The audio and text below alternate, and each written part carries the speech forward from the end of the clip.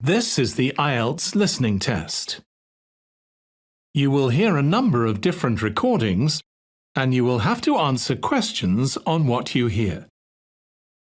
There will be time for you to read the instructions and questions, and you will have a chance to check your work. All the recordings will be played once only. The test is in 4 parts. At the end of the test, you will be given 10 minutes to transfer your answers to the answer sheet. Now turn to Part 1.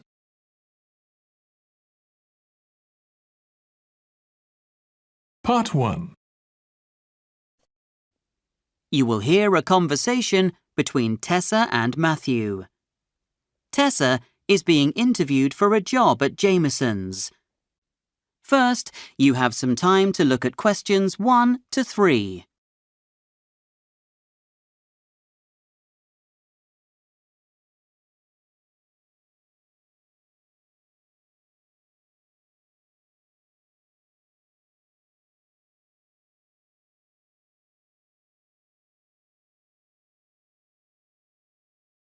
Now listen and answer questions 1 to 3. Good morning, Tessa. Welcome to Jameson's. I'm Matthew Reed. Thanks for your interest in working with us. Please take a seat. Thank you. So, we advertised 3 jobs on our website, and I can see from your CV that you might be a suitable candidate for all of them. Would you be interested in telephone helpline work? Or we're still looking for a delivery person? Well, I've had experience of telephone sales, but I'd prefer to have face-to-face contact with customers. I'm afraid I don't have a driving licence, so the position of delivery person isn't possible, but I'd be keen to apply for the retail assistant post that was advertised. OK, that's fine.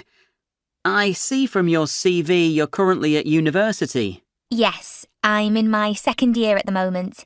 It's a 4-year degree course and I spent 3rd year abroad. I'm planning on going to France. Yes, I see you did French, English and Maths for your A-levels, and now you're studying French, is that right? Yes, I love learning languages and Wellworth offers a joint degree in English and French, so I decided to do that. I didn't fancy the idea of maths at university. No, I can understand that. Now, you've had some work experience. That's excellent. A couple of jobs last year? Tell me about them. Yes, I worked as a sales assistant in Stacey's. That's a small boutique in town. Before you hear the rest of the conversation, you have some time to look at questions 4 to 10.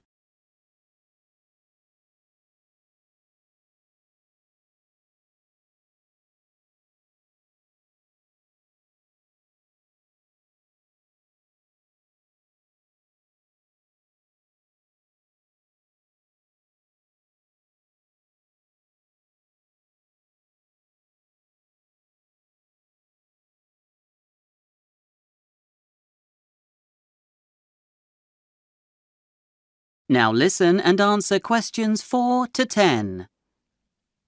At the weekend, from January to May, Saturdays and Sundays, I was responsible for serving customers and occasionally helping the person who ran the shop with window displays. I really enjoyed that job. I got plenty of practice in dealing with money, customer service skills, that kind of thing. That must have been a busy time for you, what with your studies as well. You clearly aren't put off by a bit of hard work. No, I like to keep myself occupied and, as I said, I enjoyed the job and it made a change from studying. Then, from June to August last year, I took a job at a summer school. I was offered the role of social organiser for students from abroad who were studying English. I planned trips and evening events like quizzes. Did you enjoy that? Yes, it was great fun. I really appreciated the opportunity to work in a team and to practice my language skills, as there were several French students on the course. And what do you like to do in your spare time? Have you got any hobbies or interests? I'm a big reader especially science fiction. I've recently started dance classes. I think that's a more enjoyable way of keeping fit than going to the gym. OK. So, tell me about your availability. You're mainly interested in work over the summer period, is that right? Yes, I'd certainly be keen to join you when I finish my studies in May. I start my third year in September, so I'd be free in June, July and August. I finish on the 25th of May. I have 1 week holiday booked, but I'm back on the 6th of June and I'd be ready to start on the 7th of June. That would fit in nicely with our busy summer schedule. What about hours? We actually need someone who's available for 5 days a week, and some of the days are likely to be weekends. Are you pretty flexible in terms of when you can work? I think so. Saturdays and Sundays are no problem. I'm taking driving lessons at the moment and they tend to be on a Wednesday, but I could always rearrange them. I'd like to keep Tuesdays free though, as I volunteer at my local community centre then. OK, Tessa. That all seems great. Let me just confirm your contact details, and we'll be in touch with you later in the week with our decision.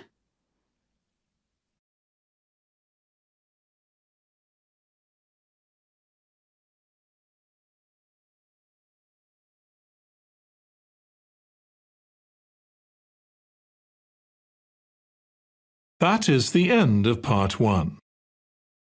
You now have 1 minute to check your answers to part 1.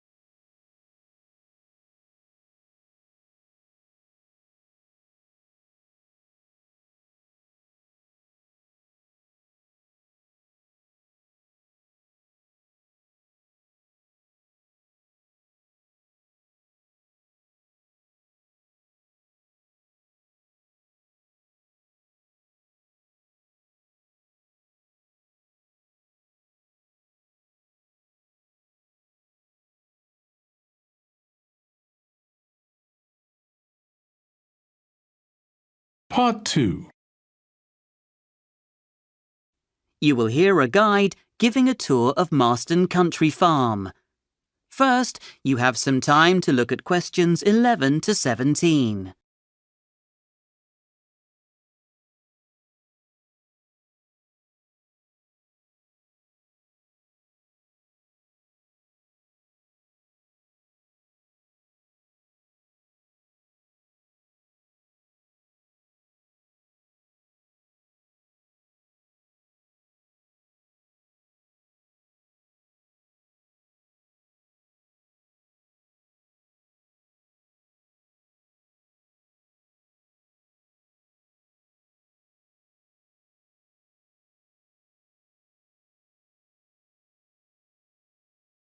Now listen and answer questions 11 to 17. Hello everyone and welcome to Marston Country Farm. We always look forward to group visits from local schools and I'm sure you'll all have a fantastic time while you're here. I'd just like to take a couple of minutes to explain what we have here at the farm and point out a few health and safety issues you need to be aware of. Let's start with a tour of the farm. I can see you all have a copy of the plan we sent out, so let me just go through it with you. You'll see we're here in the visitors centre just by the entrance. This is a useful place to head for if you get lost or want to meet up with friends later. The farm covers quite a large area, so we've made sure there are toilets nearby should you need them wherever you are. There are toilets on the left of the entrance as you come in, just behind the visitors centre. There are also some in the cafe. You'll find this if you walk round the duck pond, go over the bridge and turn to your right past the picnic area. You'll see the cafe in front of you. In front of us, we have the duck pond. It's very tempting to feed the ducks and other water birds with bread from your sandwich box, but actually, bread isn't very good for them, so please can we ask you not to feed them? Now, to our left, next to the toilets, you'll see a long building. This is the goat shed, and just past that, there's a pair of double gates. This is the entrance to the donkey rides. I'm afraid these are only suitable for younger children than yourselves, and you won't be allowed to ride one. But you're welcome to stroke the donkeys that nobody's riding, and we've even supplied a large sack full of apples so that you can feed them if you think they look hungry. Now, directly opposite us, on the other side of the pond, is the rabbit house. This is always extremely popular and very busy. You might have to queue for a while to get in. But if this is the case, pop over the bridge and pay the insect house a visit. It's immediately on your left. For some strange reason, this doesn't tend to be quite as popular as the rabbits. And just over here, closer to us, on the right side of the entrance, you'll find our gift shop if you want to buy something to remember your visit or a gift for someone special. Before you hear more of the guided tour, you have some time to look at questions 18 to 20.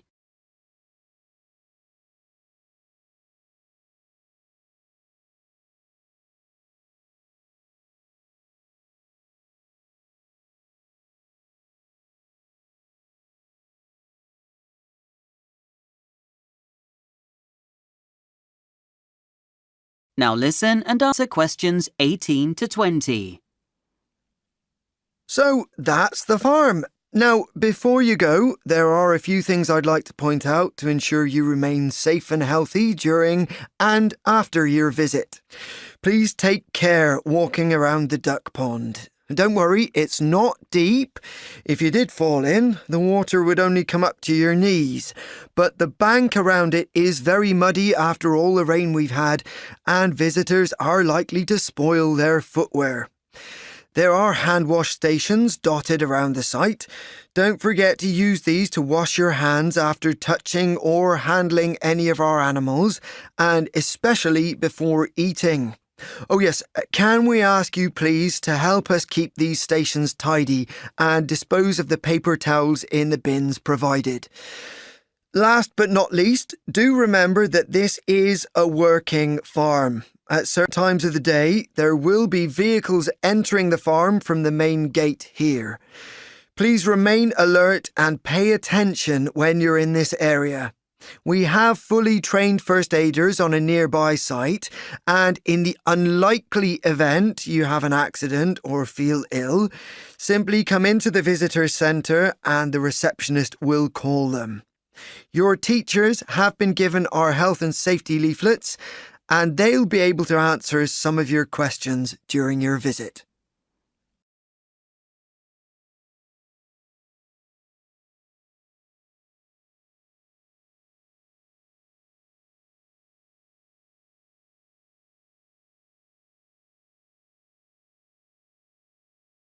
That is the end of part 2. You now have 30 seconds to check your answers to part 2.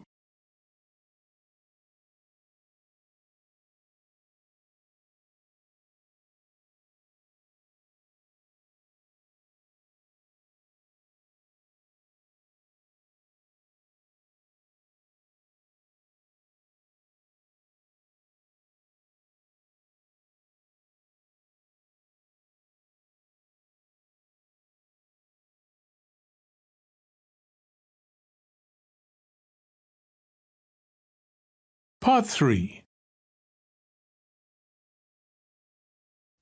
You will hear Kelly from the University Careers Services talking about work experience and answering questions from students. First, you have some time to look at questions 21 to 24.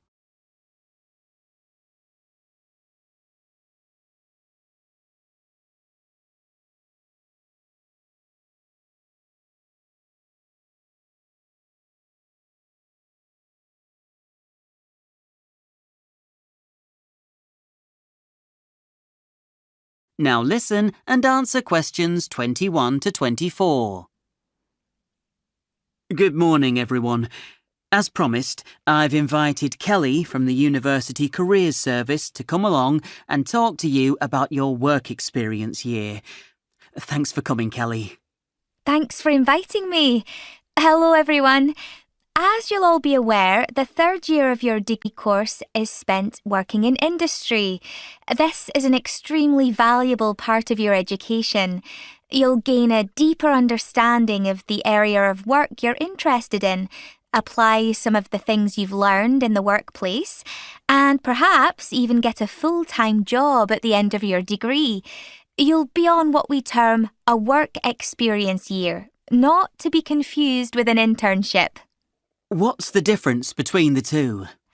Internships are placements students tend to organise themselves during the summer holidays or after they've graduated. We're happy to offer some advice, but we don't organise them on your behalf.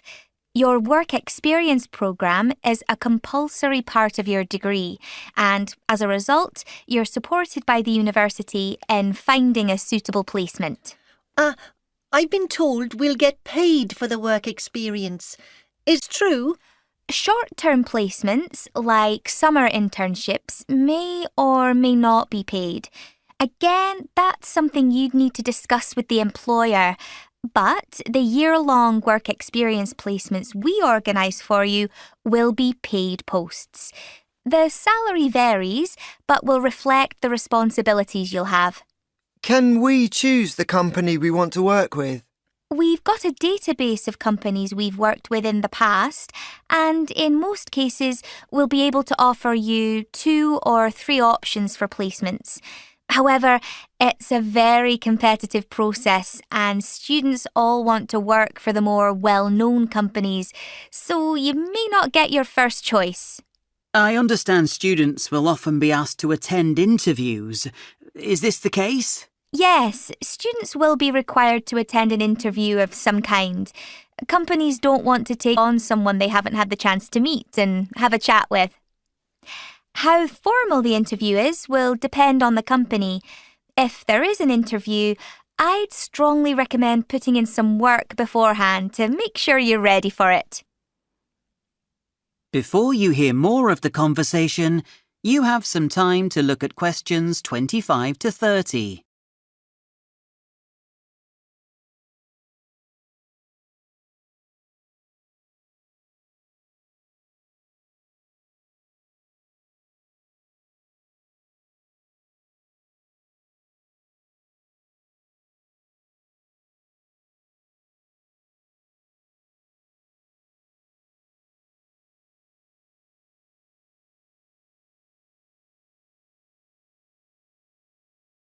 Now listen and answer questions 25 to 30.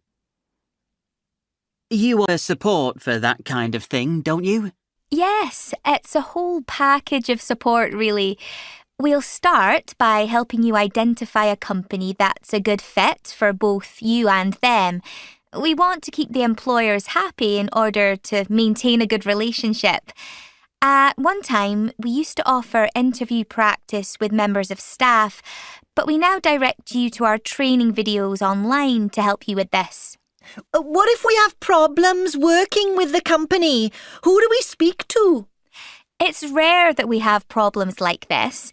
If you're lucky, you'll find yourself doing the perfect job.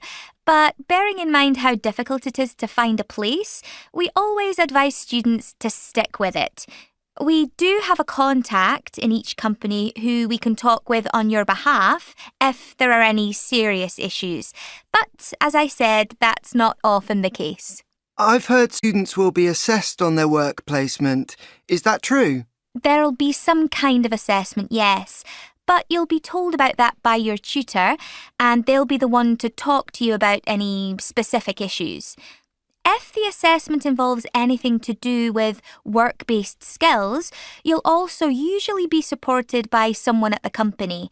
We can help you with things like keeping a reflective journal, This is a really useful exercise, even if you're not required to keep one, as it will provide you with a record of what you did each day at work, the things you learned on the job, as well as any difficulties you've had.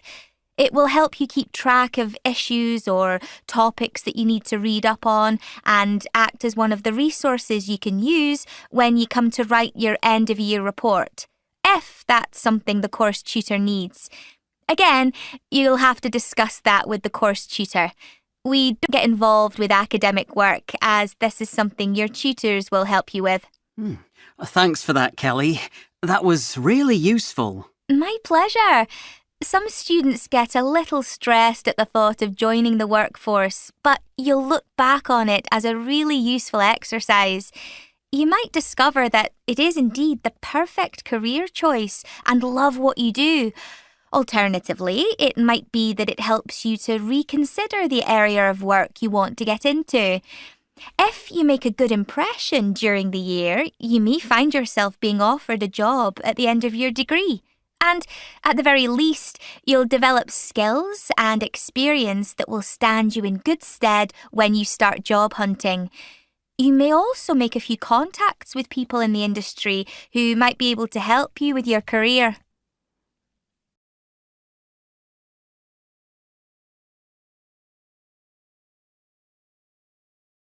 That is the end of part 3. You now have 30 seconds to check your answers to part 3.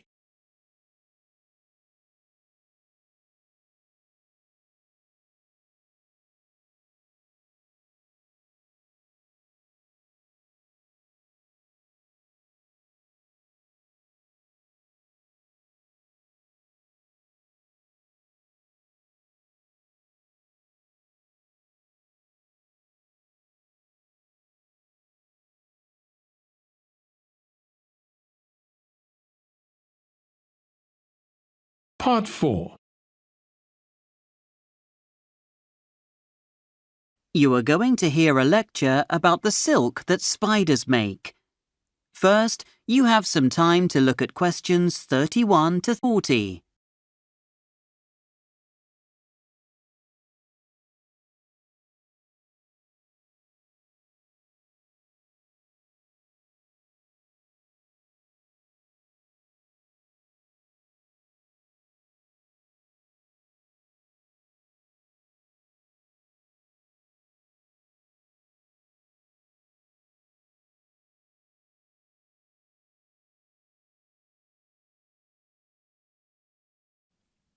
If you dread being taken by surprise by a spider when you're relaxing in front of the TV, you'll no doubt be one of the millions of people who find spiders terrifying.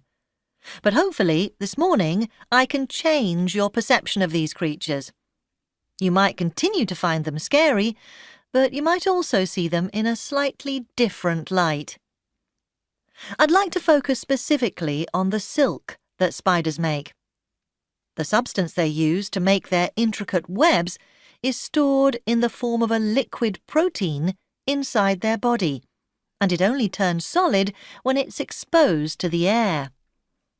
The common garden spider of the UK can create up to 5 different types of silk.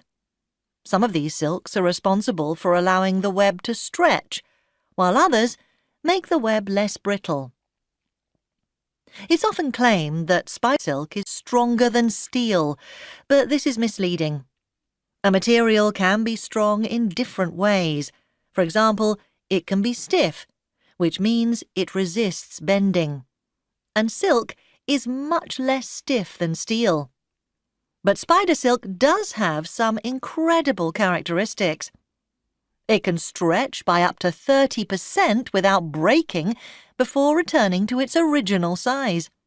It can even withstand sub-zero temperatures without becoming brittle. People have used spider silk in many practical applications for centuries. The ancient Greeks used cobwebs to dress wounds and to help stop the flow of blood. Spider silk was used by indigenous Australians to make fishing lines, and in the Solomon Islands, people used spider webs to catch fish. In the 1900s, It was used in optical devices, such as in the cross wires in a rifle sight. If spider silk could be produced on an industrial scale, it could have a wide range of applications. In a recent experiment, scientists used it to help grow human skin in order to treat burn victims. Some companies have even shown an interest in using spider silk to make airbags in cars. They believe it could absorb more of the impact, and so limit the impact of the airbag on the body itself. Spider silk has even been considered as an ideal material to use in biodegradable bottles. However, there's one significant problem. It isn't possible to obtain the amount of silk needed for applications like these from spiders.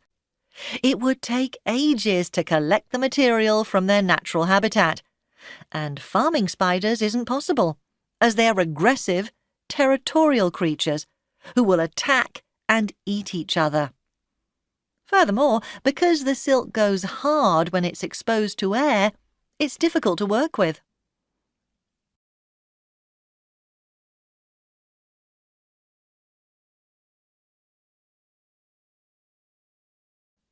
Scientists have tried to overcome some of these problems by taking the spider itself out of the equation.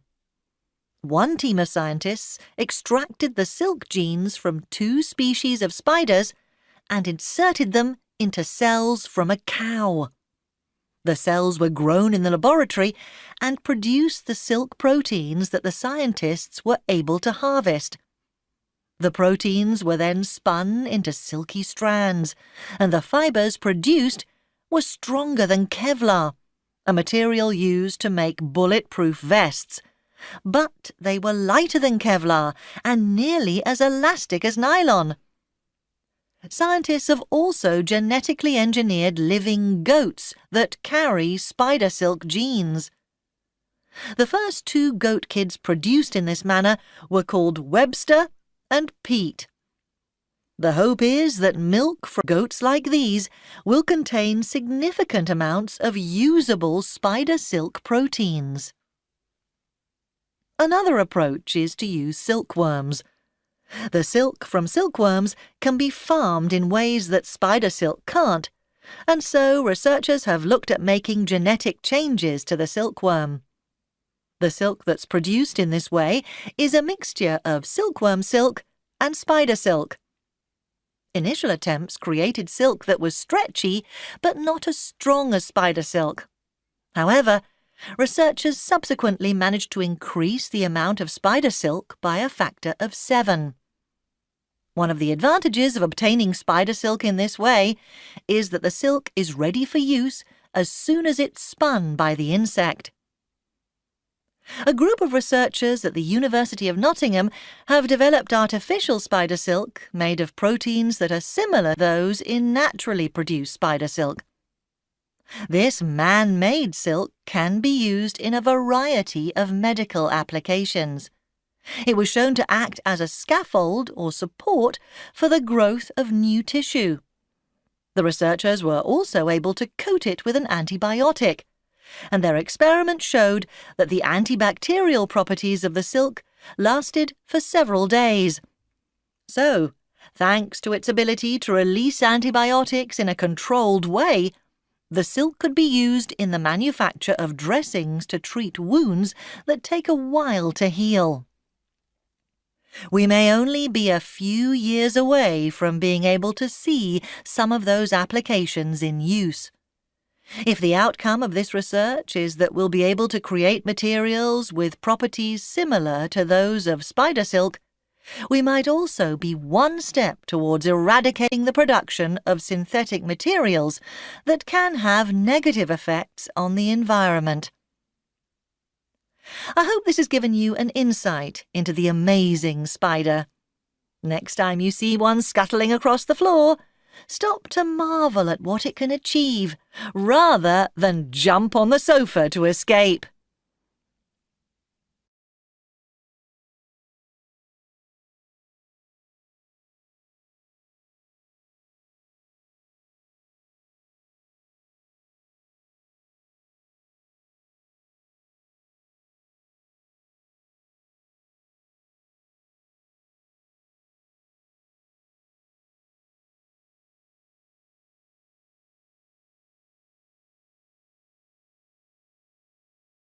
That is the end of Part 4.